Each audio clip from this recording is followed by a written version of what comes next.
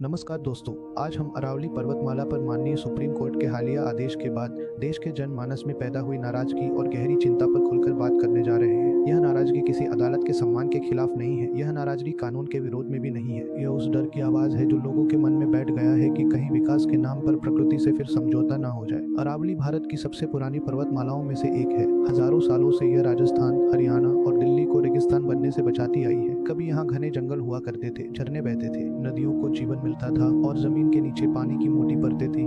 अरावली सिर्फ पहाड़ नहीं थी, यह गर्म हवाओं के खिलाफ एक प्राकृतिक दीवार थी। यह प्रदूषण के खिलाफ एक ढाल थी और यह करोड़ों लोगों के लिए पानी और हवा की गारंटी थी। लेकिन समय के साथ इस पहाड़ पर मुनाफे की नजर पड़ी।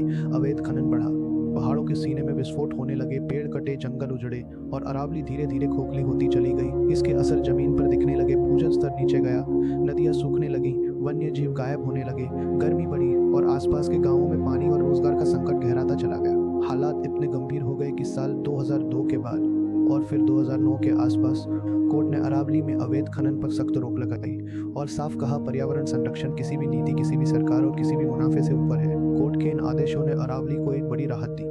लेकिन हाल के वर्षों में कुछ मामलों में सुप्रीम कोर्ट ने यह भी कहा कि पूरी तरह रोक के साथ साथ कुछ जगहों पर नियंत्रित गतिविधियों को कड़े नियमों और शर्तों के साथ अनुमति दी जा सकती है। इन शर्तों में कहा गया, पर्यावरणीय मंजूरी अनिवार्य होगी, संवेदनशील क्षेत्रों में कोई गतिविधि नहीं होगी, पेड़ों की कटाई पर सख्त नियंत्रण रहेगा और नुकसान की जिम्मेदारी तय की जाएगी।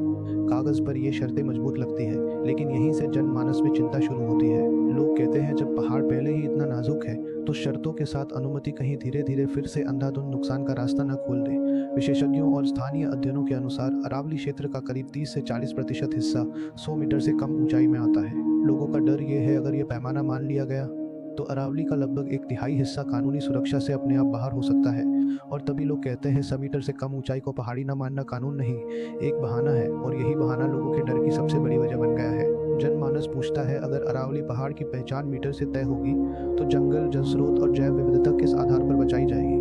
लोग कहते हैं, अगर यही पैमाना बना रहा तो सिर्फ छोटे पहाड़ नहीं, पूरी अरावली धीरे धीरे कागजों में मिटा दी जाएगी। आज लोग न्यायपालिका का सम्मान करते हैं, लेकिन चाहते हैं कि अरावली को पूरी तरह संरक्षित क्षेत्र माना जाए, ना कि छूट और शर्तों के साथ। क्योंकि अरावली सिर्फ जमीन नहीं है, यह उनका पानी है, यह उनकी हवा है और यह उनकी आने वाली पीढ़ियों का भविष्य है। यह कहानी हमें एक बात याद दिलाती है, कानून दिशा दिखा सकता है, सरकार नीति बना सकती है, लेकिन प्रकृति तभी बचेगी जब फैसले जमीन की सच्चाई और लोगों की चिंता दोनों को समझ कर लिए जाए। अगर अरावली बचेगी तो राजस्थान, हरियाणा और दिल्ली बचेगा, पानी बचेगा, हवा बचेगी और आने वाली पीढ़ियां भी। यह सिर्फ पहाड़ों की कहानी नहीं, यह हमारे अस्तित्व, हमारी जिम्मेदारी और हमारे भविष्य की कहानी है।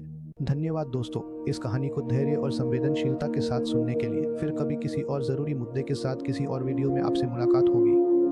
तब तक के लिए इस चैनल को सब्सक्राइब करें, वीडियो को लाइक करें और इसे ज़्यादा से ज़्यादा लोगों तक साझा करें। और अगर आपको लगता है कि मुझे किसी और विषय पर वीडियो बनानी चाहिए तो कृपया नीचे कमेंट में अपना सुझाव